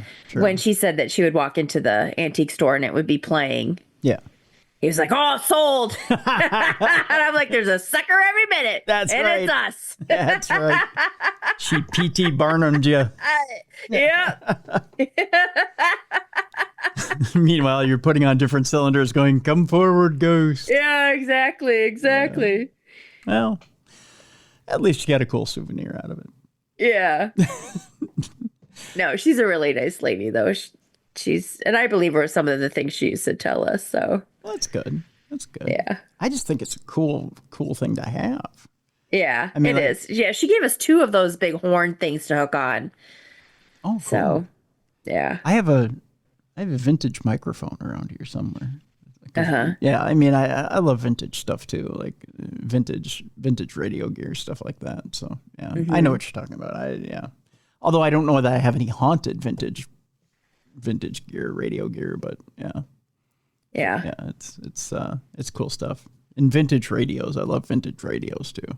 So, although I don't know if I have any haunted radios, but it'd be cool to have a haunted radio because it'd be a spirit box. Yeah, there we go. And see? you just saved yourself some money because those things are not cheap. They aren't. No, they aren't. That's for sure. That's for sure. Our next story has to do with stories of monsters under the bed and how they're not always tall tales. Okay. Yeah. Oh, you know what? And as I look at it, it's a video story. So I'm going to post it in the description of this podcast, and you can go ahead and see it for yourself. There you go. Yep. Or we'll just skip it all together, one or the other. No, actually, It's not one of those like frogging stories, is it? Like it's a real person? I don't know. I was hoping we could read it, but I guess not. Yeah. I do tell you, I do have this story here, which has to do with a mystery surrounding Argentina's answer to the Nevada's extraterrestrial highway. Are you big on the extraterrestrial highway? Have you been on the extraterrestrial highway? No, I have not. No? Okay. Well, when it comes to Argentina's extraterrestrial highway, it's a quiet stretch of road in a remote part of Argentina that's become synonymous with sightings of strange objects in the sky. Now, Nevada State Route 375, which runs near to Area 51, is home to numerous eyewitness accounts of UFOs and unexplained phenomena, and needs a little introduction. But in Argentina, there lies a very similar route that has itself been dubbed the UFO highway. Officially known as Route 368, the road runs past the town of Capilla del Monte in Cordoba province and has become something of a hotspot over the years for tales of UFO encounters. Its reputation was cemented back in 1986 when numerous witnesses reported seeing a bright disc-shaped object in the sky over the nearby Cerro, I believe it's Uritorco Mountain. Similar sightings have since been recorded in the region on a regular basis. There's also frequent reports of strange sounds and of mobile phones inexplicably breaking. Those don't inexplicably break, but right. It is allegedly not uncommon for people driving this stretch of road at night to see inexplicable lights twinkling in the sky that are visible for variable periods ranging from seconds to hours. So great is the lure of the region's mysteries that it even plays host to an annual UFO festival. Exactly what could be behind these anomalies remains unclear. And while some favor an extraterrestrial interpretation, others believe that some sort of plasma phenomena could be to blame. Whatever the case, it seems that something strange is definitely happening in Argentina. Huh. Yeah. All right. I promised you earlier that a TikTok astrologer was arrested in Myanmar for predicting another earthquake. Now I'm going to tell you why it's not good to be psychic in Myanmar. Known in social media circles as John Moe, the man had predicted a new quake just weeks after the last one. Making predictions about the future can land you in hot water, as evidenced recently by the arrest of TikTok astrologer who had predicted that an earthquake would hit Myanmar on April 21st. He made a prediction on April 9th, just 2 weeks after a major quake killed 3,500 people in the region, and his video managed to rack up over 3 million views on the clip-sharing platform. In it, he claimed that an earthquake would hit every city in Myanmar and told people to take important things with you and run away from buildings during the shaking. Many people took his warning seriously, which caused considerable problems for local authorities. In the end, Mo was arrested for posting false statements with the intention of causing public panic. His account, which had 300,000 followers, has since become defunct. Of course, no earthquake actually occurred on April 21st, emphasizing that Mo's prediction wasn't exactly accurate. It also raises questions about the morality and legality of astrological predictions in general. The consensus among experts is that earthquakes are currently impossible to accurately predict. So, should he have been arrested, Mel? Well, I don't think he should have been arrested, but... I mean, let's face it. psychics get stuff wrong all the time. Yeah. Yeah. I mean, half our jail system would be full with psychics if you could be arrested for your predictions being incorrect. I can't tell you how many psychics have gotten aliens are landing tomorrow wrong or Oh my goodness. the end of the world is coming wrong. Yeah. Yeah. Just with the presidential election. Right. Yeah. I mean, you name it. yeah, I can't tell you how many have gotten all that wrong, and yet they still sit free. Yeah. So I don't know why that all of a sudden is Right. a stickler. Or even weather forecasters. They're wrong every day. Right. Right. So why is this I don't know. I don't get it. I don't get it. One more before we get to our palate cleanser here, and this is kind of an alarming story. An 80-year-old falls from a 6th floor window and then walks away unscathed. Was that the one that fell on the roof of the car? Yes. Yeah. I saw that. Yeah. I was like, holy crap. Yeah. The octogenarian seemingly survived the fall unscathed despite plummeting 6 stories to the ground. According to reports, the incident, which occurred in Russia, occurred after the woman who had been cleaning her windows lost her balance and fell. You can't tell me Russians aren't tough. Man. You just can't. The idea that anyone, let alone an 80-year-old, could survive such a plunge seems impossible, yet not only did the woman survive, but she simply got to her feet and walked away as if nothing was amiss. Just bang, 6 floors, got up and went. Yeah.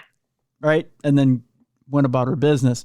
What ultimately saved her life was the fact that she fell on top of a car, which crumpled when she landed on it, cushioning her impact with the ground in just the right way to save her.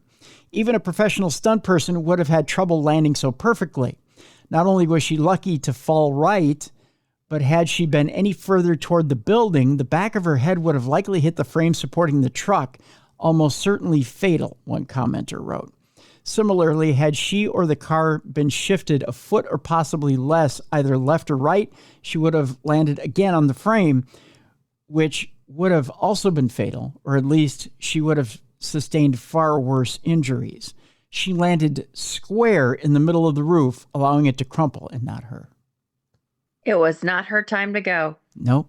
I mean, if you believe in miracles, that's got to be a modern miracle, right? Yep. I mean, talk about either a lucky landing or a miraculous landing, one or the other. Yeah. But that's a heck of a story. Mm-hmm. You gotta love that story right there. All right, our final story here, Mallie. I know you've seen this video. I've seen the video of these twins that are from Australia that are talking simultaneously. They're asked a question, and it's astounding that they're asked a question and they start talking simultaneously together. Uh-huh. These Australian identical twins are speaking in unison in a bizarre viral news clip. Bridget and Paula Powers not only look alike, but they also speak simultaneously with remarkable accuracy. The Australian sisters recently went viral after appearing in 7 News Queensland interview, during which they spoke about an armed carjacking incident that they had witnessed nearby. But it wasn't what they were saying about the incident that caught people's attention. It was the fact that the 2 women seemed to speak at the same time and say exactly the same things. Now, if you remember that Saturday Night Live bit from a few years ago. Yeah. Right. With the guy and the girl. Yeah. And they're trying to say the same thing together, and they're trying to sing the same thing together, but they haven't rehearsed. It kind of reminded me of that deal. Uh-huh. Yeah. But this was kind of like watching the same person speaking in stereo. Now, the 2 women even mirrored each other's hand gestures as they recounted what happened. It later turned out that this wasn't the first time that the twins had appeared on TV. They had also been featured in an interview on British morning television back in 2016. Now, their ability to speak in almost perfect unison is something to behold. Let me see if I can pull up the video here. Well, we were in cleaning our birds and we heard this big bang We said, oh no, another car accident. So we drop everything and we went running out the front. We seen Mum running out from the house up there, and then the other cars were pulling up and checking to see if the person was okay. And one guy, he was up there with our mum, and he went up there and he was coming back down towards us, and he goes, run, he's got a gun. And our heart started to pound, and I said, oh Mum, where's Mum? And poor Mum was stuck up there, but apparently our brave Mum, she goes, are you all right? Because he had all blood all over his face. And he goes, I'll shoot you. She goes, hey, I'm here to help. And Mum distracting him to make him look the other way, and he looked the other way, and Mum ran into the bush behind the fence. And the guy goes to her, I'll find you and I'll shoot you. Yes. How did she distract him initially? Did she just say, like, look the other way? Well, he must have been going, I don't know, but he looked the other way, and then that's why she did an escape. And then I'm so glad that young guy, he said run, he's got a gun. And then we've seen heaps of people run into our facility here and our house yard. Our house yard as well, and they were hiding in there too. So we went running around closing and locking all doors.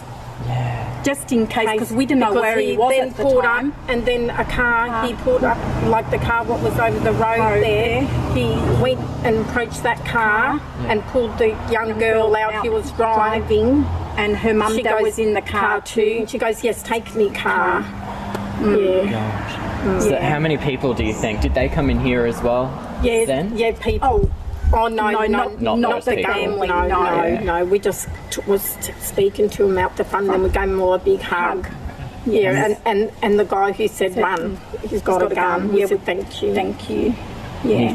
He saved lives. Yeah. All I was thinking about when we were running, I hope he doesn't fire. Yeah, we were so blessed. How close to him do you think you were?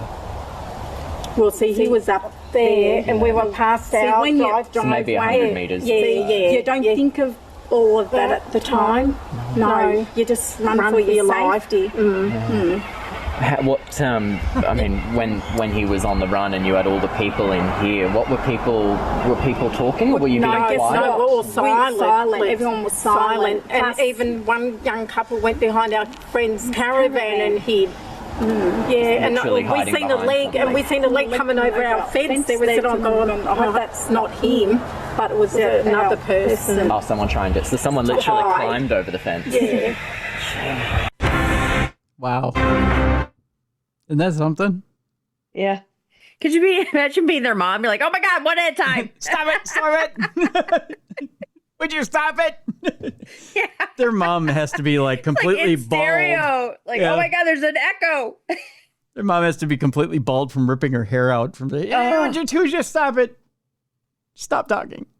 There's a picture here, if you're watching on video, is a picture of the two of them. They dress alike too, which is just hysterical. Two middle-aged women who still dress alike. But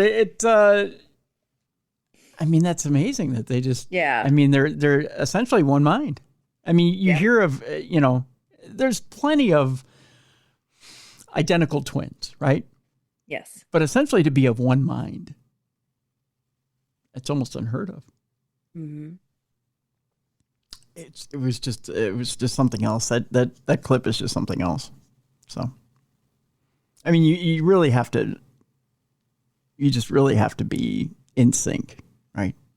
Yeah. So that's our palate cleanser for today. So that's how we wrap up today's show. Can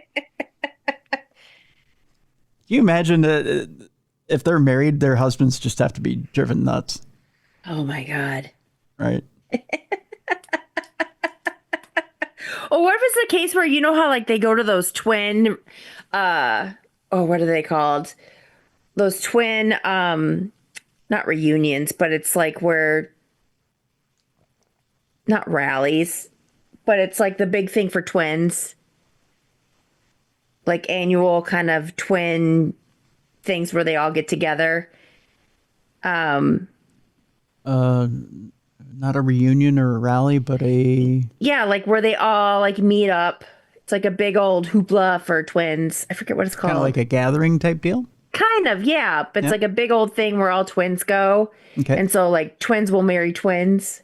Oh, okay. Yeah, like a mixer. Yeah, kind of like that. Yeah. Could you imagine if they married twins Oh and my then they God. had kids and then those kids were like talk like that? Oh, Oh, and they were all chatty Cathys. yeah. But in unison, Oh, like little echoey, mirrored twins. I'd look into soundproofing the entire house. Either that or I'd invest in duct tape. I mean, Stop. ball gags and duct tape. I'd make a fortune off of that in that household. No, I kid, but I mean, it's kind of cool that you can. I wonder if they read their own minds too. I mean, are able to read each other's minds. Yeah, well, they say a lot of twins are like that, so they just must be really in tune to each other. Yeah. I mean, it'd be kind of cool to have a twin that you know one another that closely, right? So. But I mean, that's true cell division, right? I mean, Yeah. Essentially being the same person. I mean, that's really cool. So. Yeah. Well, Mallie, what's going on in the world of paranormal, girl?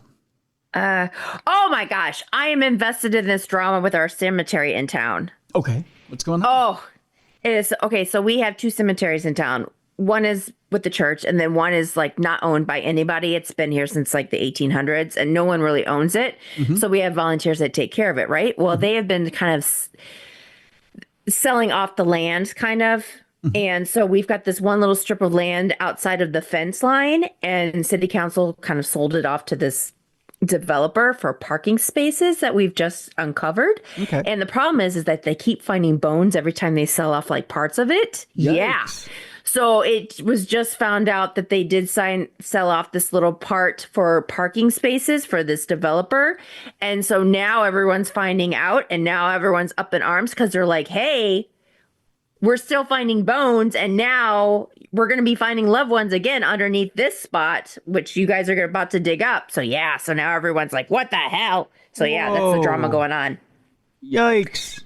Yeah, because see, it used to be this huge cemetery, and then they kind of divided it in half with a little road, and then the one side remained the cemetery, and then the other side, the developer uncovered all of these graves because at one time they were like, hey, you need to remove your loved ones because we're about to, develop it. And so a lot of people were, but then, some people moved and left them. So it was kind of like the poltergeist thing, like you removed the headstones, but you left the bodies. And so it was basically paved over, but they found, and there was hauntings because it was a police department and all these things. And that police department was haunted and all these things were happening. And then that was torn down, and then they built something else, and that place was haunted, and they found more bodies because they extended the building and all that stuff. And then now they supposedly uncovered more, but then they said they didn't. But then, word got through the grapevine that yes, they did, but then they covered it up and blah, blah, blah.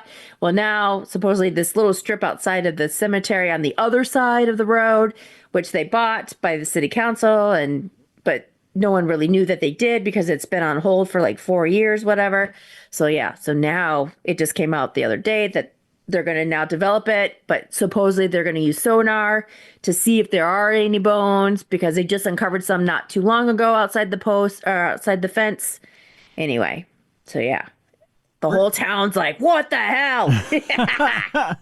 So I'm just sitting back like eating popcorn because I volunteer at the cemetery. So I'm like, woo, what's going on? Whoa, we're gonna have to send John Zaffis out, aren't we? I'm telling you. So yeah, because no one really owns the land. Because it was kind of donated, like, 150 years ago. So anyway, but yeah. And it's just for like a little parking strip right outside the fence line. Really? But they keep finding bones at the fence line. So they're like, dude, there are buried bodies there. Knock it off. Yeah. But they have to have more parking spaces. So. Oh my God. Yeah. Oh, what a mess. Yeah. What a mess. But it's interesting. It is interesting. Yep. Well, evidently a lot of people in your town haven't seen poltergeist, so. I'm telling you, there are so many little, if you look at our old maps, there are lots of little plots here and there because our town is very old. Yeah. So, yep. Well, anyway. Good luck and God bless all the people that are digging that up. I'm telling you, that's why our town is so haunted. We have so much stuff going on, but anyway, yeah. My but supposedly God. they're bringing out a little sonar thing and they're supposedly gonna, remove the bodies and replant them inside the cemetery, but we'll see what really happens. There's a lot of handshakes with money in them. Yes, and the palm. They don't even know who those bodies belong to, though? No, there's a lot of, There's a newspaper article I found where they said that body parts were found on the sidewalk when the bodies were being moved from the old cemetery to the new cemetery because people were just putting the body bones because it was so old in the skirts, like in the aprons, and just kind of being placed in the new cemetery because, it was just basically, it was like a country kind of cemetery where you just kind of, Wow. Yeah. So they were just finding bones here and there along that it's like falling out and just kind of, yeah. Wow. Yeah, and it's right by the river, so a lot of the headstones had sunk, and oh no, because that's part of our job at volunteering at the cemetery is to kind of dig and find these headstones and kind of bring them back up and clean them and stuff. And we've got a mass, burial from the cholera and all that stuff, and yeah, that came through, and yeah, it's just wow. Yeah. I don't envy your task, my friend. I know that. Yeah. Much. Oh, it's very. It's very interesting. Oh, I'm sure. Yeah, but yeah. Just every time they hit bones, you're like, who does that belong to, and what are we doing here? Right. Yikes. Yeah. It's sad.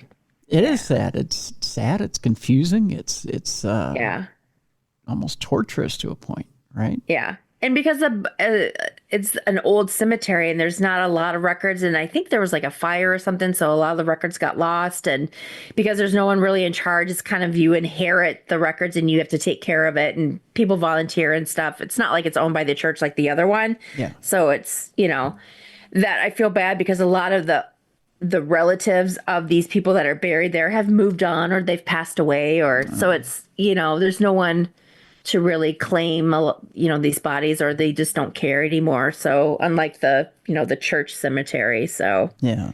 It's these ones that are probably underneath the concrete, no one's, aware of. So, yeah. Well, that's or will sad. claim them. So that's incredibly sad. Yeah. So that's the drama going on this week. Wow. I shouldn't laugh, but no. Yeah. But it's, what do you do if you don't laugh, right? Right. Yeah. So, but yeah, that's the drama. Well, that tops anything. And the cemetery supposedly is haunted. Oh, I would guess it would be, yeah. Yeah. Weird things happen there. So. Yeah. Wow. Yeah. Well, it tops anything I got. Good night, everybody.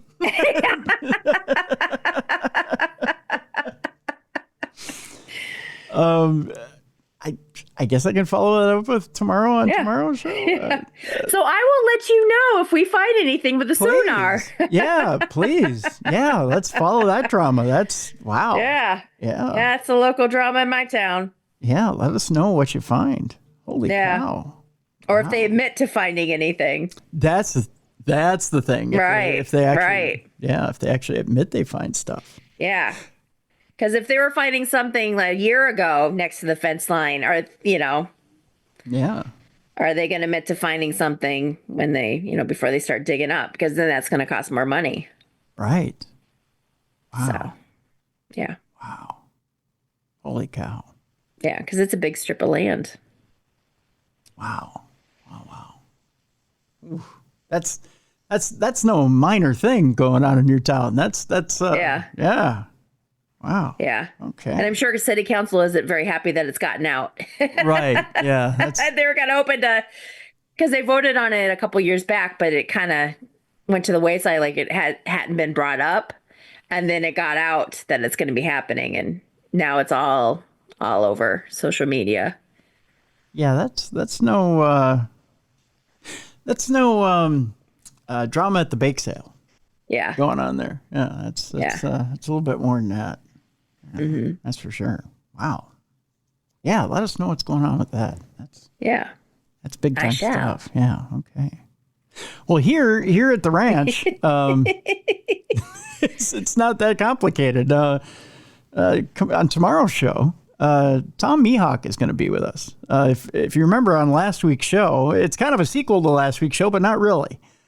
On last week's show, we had Eric Altman on the show along with Stan Gordon, and we were talking a little bit about the Pennsylvania Bigfoot camping adventure. And if you remember, Eric Altman was talking about his partner who had an extreme, how should I put this? An extreme experience with an orb. Now, you may say an orb, Tim, an orb, right? Orbs are dust. Orbs are bugs. Mm-hmm. Orbs are non-contact, right? Well, it turns out that Tom has had a physical altercation with an energy orb to the point where he's had multiple, and when I say multiple, I'm talking in the tens of surgeries, and nearly gone blind in his eye from an energy orb. And he's had other complications from this energy orb and contact with this energy orb. We'll talk about this experience he had with this energy orb and how it's changed his life. Essentially, it's disabled him. And we'll talk about that fateful day. And he's still investigating. He's still out in the woods looking for UFOs. He's still out in the woods looking for Sasquatch. And we'll talk a little bit about his experience. Mm-hmm. He's an incredibly brave man. He even practices martial arts. Wow. Yeah. So we'll talk to Tom about why, what makes the man carry on. I'm fascinated by, first of all, the actual incident itself. I actually had a listener who asked me about different shape orbs. And, it kind of hit me between the eyes, so to speak, in this week between this past week. And I even put the guest that I originally had on hold for this week because I started to change my thinking a little bit here, Mallie, about orbs in general. Okay. I mean, we've had some friends over the years who had actually manifested energy orbs between their hands and caught them on film. Mm-hmm. I've seen energy orbs on film going through walls at Waverly Hills. Red orbs. These orbs that we're talking about tomorrow are like the orange orbs we hear about. These energy orbs that come off of UFOs. And these orbs that you seem to see, maybe they're involved in hauntings, maybe they're involved in UFO sightings, maybe they're involved around cryptids, but they actually can harm you. So tomorrow, dangerous orbs. Mm-hmm. Right here on the program, we'll talk to Tom Mihawk about it and figure out how it changed him, how it harmed him. It's kind of an interesting topic tomorrow. Mm-hmm. I don't think I've ever heard anyone talk about how it's harmed them before. Yeah. So kind of going to dig into that subject tomorrow on the show. It's not the first time I've heard of it, but I want to hear it firsthand. Mm-hmm. So we'll get into that tomorrow with Tom Mihawk. So interesting developments here on the program. But we got a lot of good shows coming up in April into May here and into the month of May. And we just keep rolling. Cool. Just keep rolling. So, yeah. Yeah, good stuff coming up. Couple of reminders before we leave you. 1, check out the store, darknessradioshow.com. 2, make sure you keep your Darkness Radio app updated in Apple app. And 3, we want to thank Troy Palmer, who's the executive producer of today's show. Thank you for everything you do, Troy. And in the meantime, we will see you tomorrow for Tom Mihawk and Dangerous Orbs. I know it seems like an oxymoron, folks, but orbs that harm and kill on tomorrow's show here on Darkness Radio. For Mallie Fox, I'm Tim Dennis. Thank you so much for continuing to listen and watch the best in paranormal podcasting. This is Darkness Radio.